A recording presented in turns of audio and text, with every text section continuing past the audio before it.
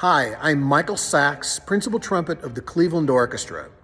And right now I'm coming to you from Steamboat Springs, Colorado, where I'm the music director of the Strings Music Festival.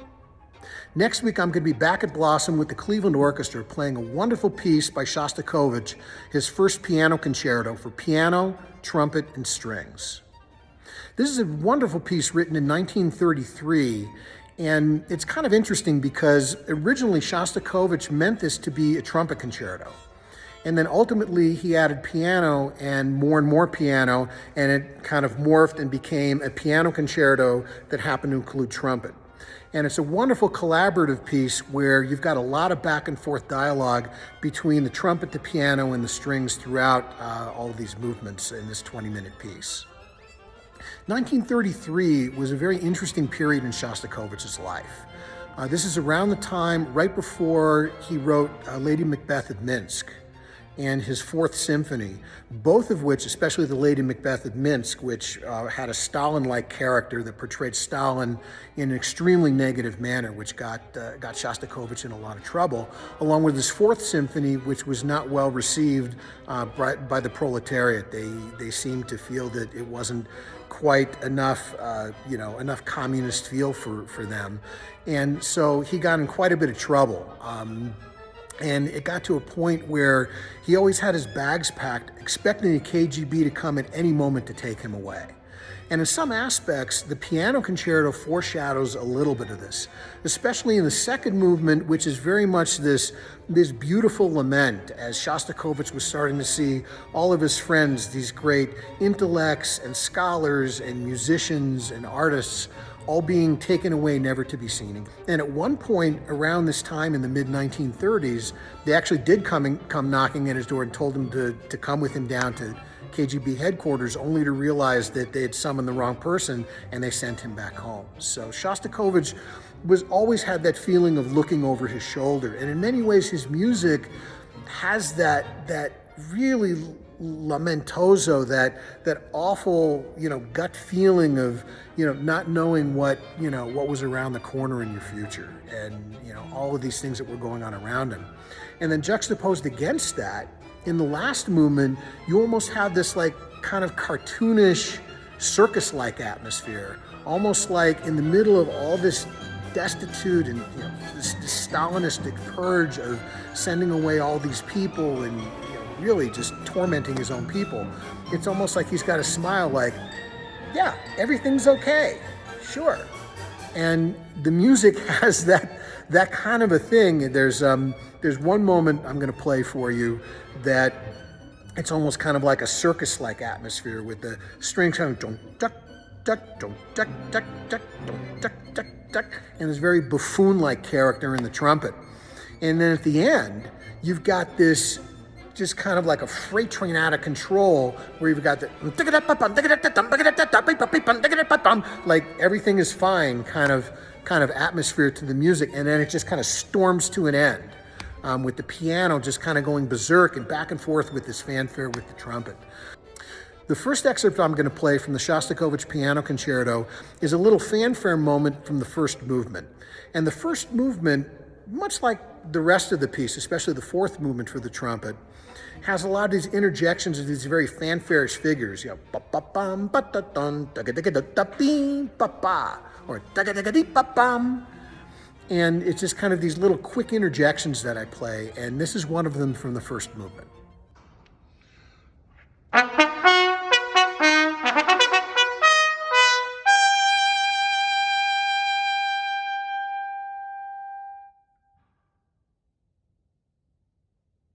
The second movement is a very typical Shostakovich lament, which he wrote such gorgeous slow movements. I mean, I think of the slow movement of his Fifth Symphony, which is just achingly beautiful. And the second movement of the piano concerto is very similar with that really poignant lyricism and that sense of just heartbreakingly beautiful. And, again, this was Shostakovich, in my mind, Shostakovich thinking about all of his friends, these intellectuals, these scholars, these musicians, these artists, who within the Stalinistic purge were being carried off to Siberia or someplace never to be seen again, and that he was always afraid that he would be next, and always had that bag packed and ready to go whenever the KGB was going to be knocking at his door. And to me, this solo in the second movement really represents that kind of very, very elegant and very nostalgic sort of beauty, but also with that poignancy and achingness in his heart throughout this.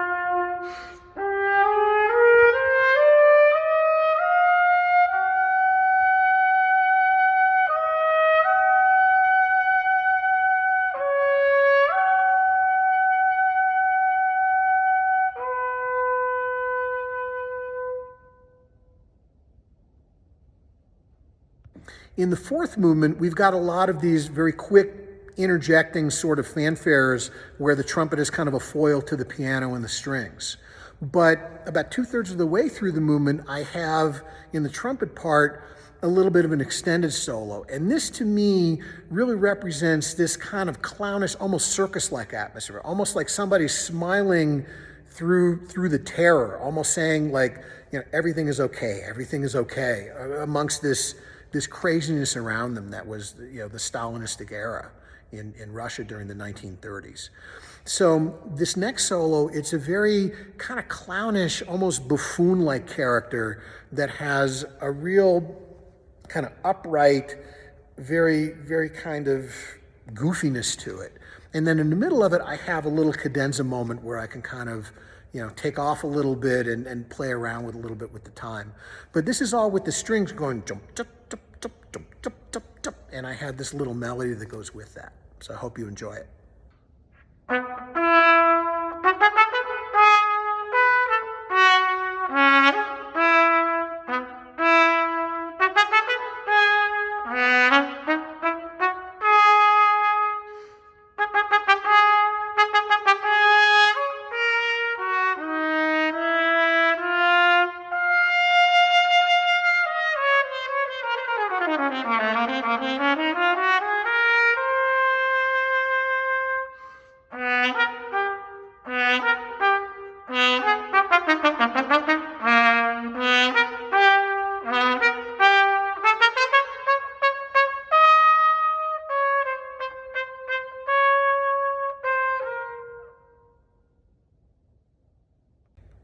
Finally, at the end of the last movement, the fourth movement, there's this moment where the piano just takes off on this like crazy, I mean,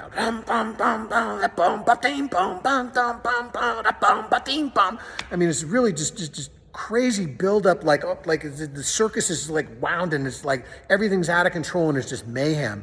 And then within that, I kind of answered the piano with this kind of crazed fanfare that kind of flies to the end and ends the piece. So this last portion that I'm going to play is that fanfare that ends the piece.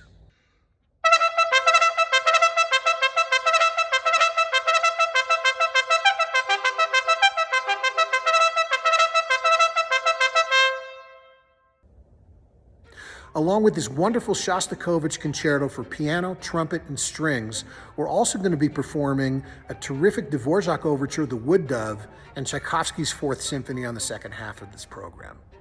I hope you all join us at Blossom for this terrific program and look forward to seeing everyone there. Take care.